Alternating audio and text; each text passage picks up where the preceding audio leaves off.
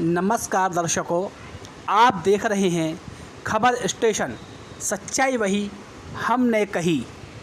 जी आप यहाँ पे आई हैं, किस लिए आई हैं यहाँ? देखिए, मैं यहाँ पर मनीषा को न्याय दिलाने के लिए आई जी।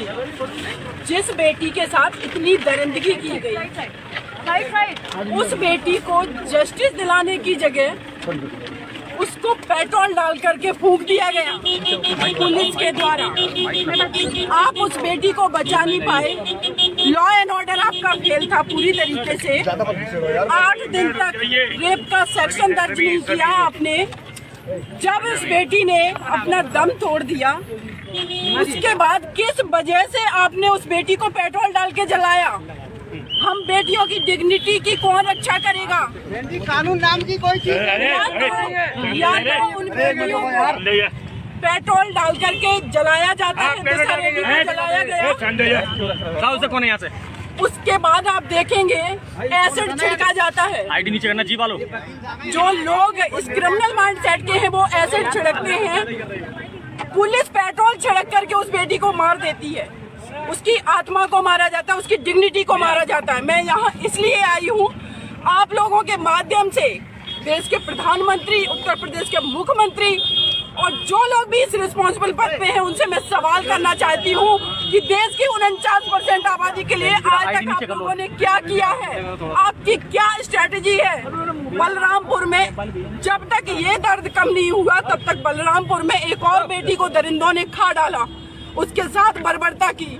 मैंने निर्भया को जस्टिस दिलाया, मैं मनीषा को भी जस्टिस दिलाऊंगी। कहाँ तक ले जाएंगी इस केस को? क्या आप केस लड़ने की बात कह रही हैं? बिल्कुल, मैं केस लड़ने की बात कह रही हूँ। सुबह उनके भाई सत्येंद्र से बात हुई, लेकिन वो क्लियर बात नहीं हो पा रही। वो लोग बहुत दुखी हैं, इसीलिए मैं यहाँ पर आई हूँ कि उस परिवार से मुझे मिलना है, उनसे बात करनी है और मुझे इस बेटी को न्याय दिलाना है। सबको रोका जा रहा है, मीडिया को सुबह से एंट्री नहीं दी गई। ये केस के अंदर एसआईटी है, क्या आप जाने की कोशिश करेंगे अंदर? मैं बिल्कुल जाने की कोशिश करूंगी। देखिए, अगर लॉ एंड ऑर्डर फेल हुआ है तो वो आपके वजह से।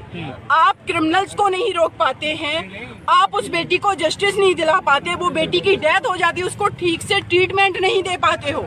और जब हम देश की बेटियां आवाज उठाते हैं तो उनको आप क्यों रोकेंगे? किसी से ये जवाब दीजिए, क्यों रोकेंगे? सीमा जी, इस मामले में पुलिस की कितनी गलती मानती हैं आप? पुलिस की कितनी गलती? हमारी जो सीओ है इस केस के इन्वेस्टिगेशन ऑफिसर, उनसे बात हुई है, एसएचओ से मेरी बात हुई है और इस केस को मैं पहले से ही अपडेट ले रही थी। लगातार मेरी बात हो रही थी। जिस तरीके से इसमें सीओ जो धर्म सिंह है, उन्होंने मुझे बताया कि मैडम, हमने इसलिए अभी 376 एक्शन नहीं लगाया क्योंकि बेटी स्टेटमेंट नहीं दे पाई।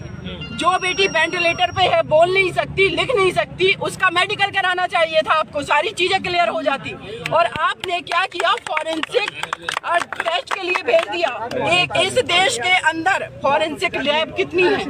2-2, 3-3 महीनों में रिपोर्ट आती है। तब तक इस देश की बेटियां क्या इसी तरीके से मरती रहेंगी? ये सवाल है। सवाल उठ रहा है सीमा जी, जिस तरीके से उसका अंतिम संस्कार किया गया, मानवता का अंतिम संस्कार कहा जा रहा है। हिंदू रीति रिवाज में कहीं पर भी ऐसा नहीं होता है कि रात के वक्त और आप इस तरीके से जल्दबाजी में अंतिम संस्कार कर देते हैं। बिल्कुल। और देखिए, मैं तो आप लोगों को बताऊंगी कि हमारे देश के अंदर कोई भी व्यक्ति रिस्पॉन्सिबल पद पे है, वो हमारे देश की बेटियों के लिए संवेदनशील नहीं है। क्योंकि अभी तक क्यों नहीं हमारे देश में कभी भी ऐसे कानूनी स्ट्रॉन्ग बने या फिर ऐसी कोई स्ट्रेटजी बना करके काम क्यों नहीं किया गया? ये आज सिर्फ मनीषा की बात नहीं है, पूरे देश की बेटियों की